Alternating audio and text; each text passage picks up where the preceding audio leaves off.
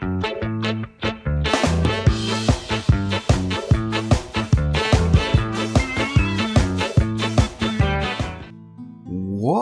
going on, everyone? Juicebags here, and welcome back to some Dungeon Defenders 2 and another Defense Spotlight.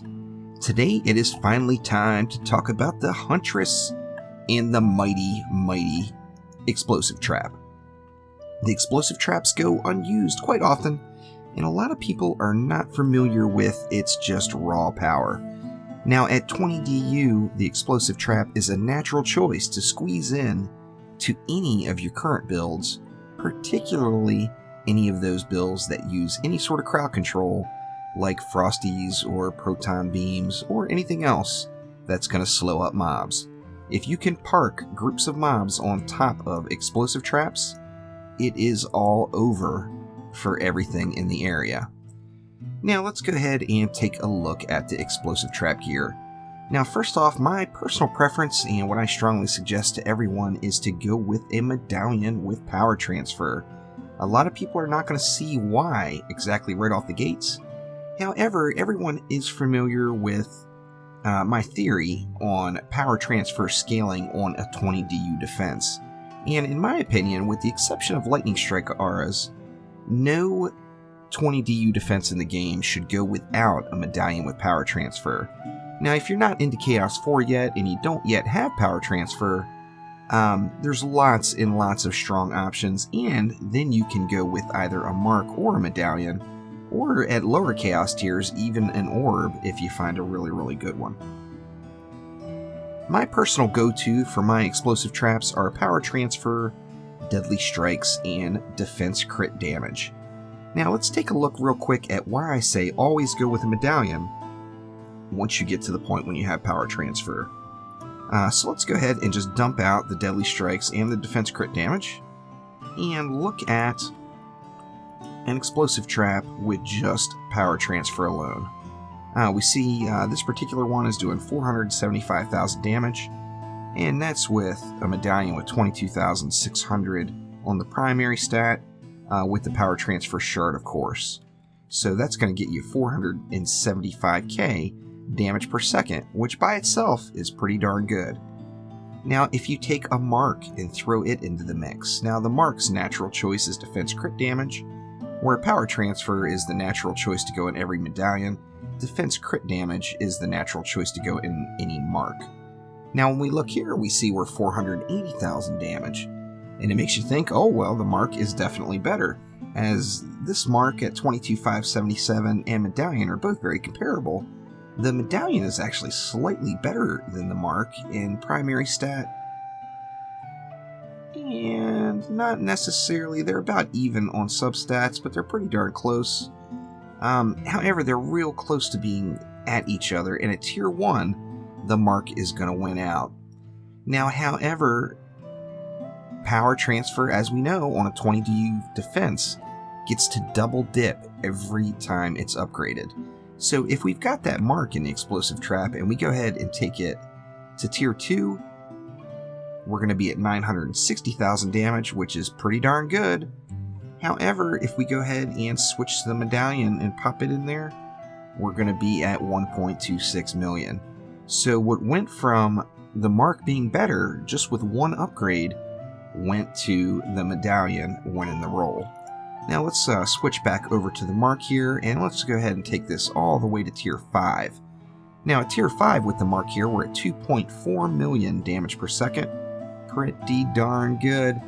However, if we take that medallion with power transfer and throw it over, 5.44 million, and we see an absolute whopping difference. And the reason being is the upgrades on a 20 DU defense are going to compound with power transfer every time you upgrade. So that gap is going to widen and widen every time it's upgraded. We see with the medallion with power transfer at tier 5, we've got 11.3 million crit damage, and with the mark at tier 5, we've got 4.77 million. And that's really where the real benefit of it is, as power transfer is able to double dip from the upgrade from the defense power and the upgrade from the defense crit. let's go ahead and slap our shards back in. Once again, my go-to set of shards is going to be Power Transfer, Defense Crit, and Deadly Strikes. There is a little bit of bugginess with Deadly Strikes. As we see, we've got Deadly Strikes in now. That trap is not actually very big. However, if we lay a new one down, it has now got its increased range. So Deadly Strikes is going to apply when you place the trap down. Now, if you pull Deadly Strikes out of it, that trap is going to increase its range. Or pardon me, that trap's range is going to stay the same. Still got the increased size over the one without. However, the power combo for me is without a doubt Power Transfer, Defense Crit, and Deadly Strikes. Now, prior to getting yourself a quality Chaos 7 piece, you will want to go with Defense Rate instead of Defense Crit damage. Let's take a look at the difference with those. So at Tier 1, Defense Rate is going to be at 500, or pardon me, with Defense Crit damage, you're going to be at 576,000 DPS. If I go ahead and remove that and go with Defense Rate instead, we're going to be at 569. So they're actually really, really close to each other at Tier 5, or pardon me, at a Chaos 7 piece, and at Tier 1. And then if we look at it again at Tier 5, 6.52 million damage per second with the defense rate. And then, of course, we already know it's at 6.99 million damage per second with the defense crit damage. Now, there's lots of other options that you can use, but personally, I get the best results with this setup. I know some people don't like to use Deadly Strikes on it. However, I really do like that increased range. Now, how the explosive trap works, of course, is that yellow circle is going to be the trigger range. So a mob actually has to come into the yellow area before the explosive trap will go off. However, then it's going to damage everything in the radius of that outer blue circle. Explosive traps, once again, can be an incredible addition to any build. At 20 DU, they're just really, really easy to sneak in. I particularly love to use them with proton beams.